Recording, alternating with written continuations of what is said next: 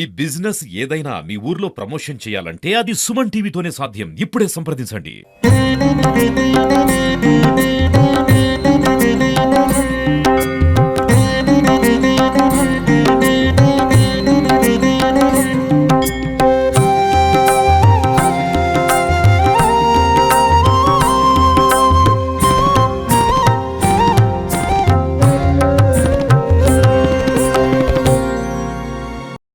ఇక్కడ మహాశివరాత్రి జాతర బంగారంగా వైభవంగా జరుగుతాయని ఇక్కడ స్వామివారి కొరకు చాలా మంది వస్తారు.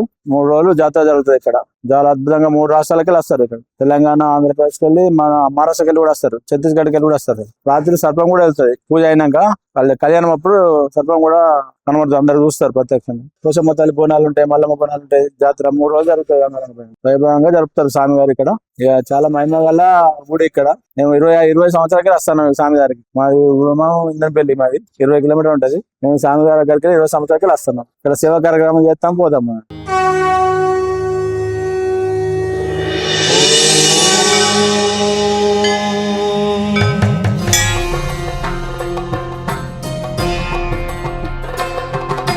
శివరాత్రి వైభవంగా జరుగుతుంది. శివరాత్రి రోజు మనం గంగ నీళ్ళు తీసుకొస్తాం. గంగ నీళ్ళు తీసుకొచ్చి దేవుళ్ళకు పూజ చేస్తాం. గంగ నీళ్ళతోని చేసి గుడి చుట్టూ ప్రదక్షిణ చేస్తాం. చేసి తర్వాత రాత్రి పూట కళ్యాణం జరుగుతుంది. కళ్యాణం జరిగేటప్పుడు అక్కడ సర్పం వెళ్తది. 10-11 లోపల వెళ్తది. అందరు భక్తులు వచ్చి చూస్తుంటారు. ఆదిలాబాదు, కరీంనగర్, హైదరాబాదు, నాందేడు, మన అన్ని రాష్ట్రాల నుంచి వస్తారు.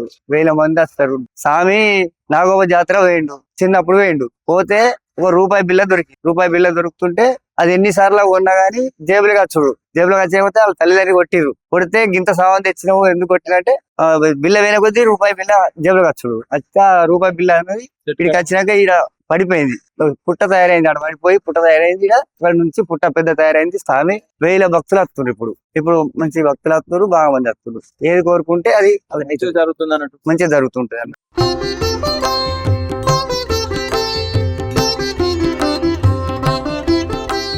ఇరవై సంవత్సరాల నుంచి మేము ఇక్కడ వస్తున్నాం. అనుకున్న కోరికలు అన్ని నెరవేరుతున్నాయి. మాకు మంచిగా అనిపిస్తుంది. మేము ప్రతి సంవత్సరం శివరాత్రికి మేము నిజామాబాద్ అవతల నుంచి వస్తాం. ఇక్కడికి 20 సంవత్సరాల నుంచి వస్తున్నాం మేము ఇక్కడికి.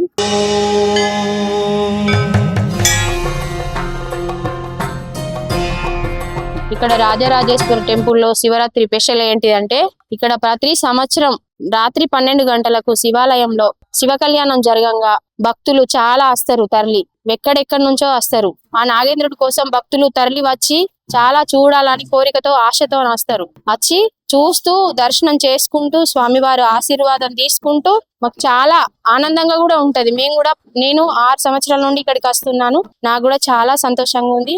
నాకు ఈ దేవుడు అంటే చాలా ఇష్టం. మా స్వామి లక్ష్మణ స్వామి ఇక్కడ కెస్లాపూర్ జాతర పోతే ఒక రూపాయి బిల్లతోని ఇక్కడ ఆ దేవుడు వెలిసిండు. స్వామివారు ఎన్ని కొనుక్కున్నా కూడా మళ్ళీ అది జేబులోకే వచ్చింది. అక్కడి నుంచి ఇక్కడ వచ్చి తోటలో నీళ్లు కడుతుంటే ఆ జేబుల నుండి ఆ రూపాయి బిల్ల మామిడి చెట్టు కింద పడిపోయింది. అప్పుడు అక్కడ పుట్ట వెలిసింది. ఆ పుట్టలో నాగమ్మ ఈ రాజేశ్వరుడు ఇక్కడ నిలిచిండు.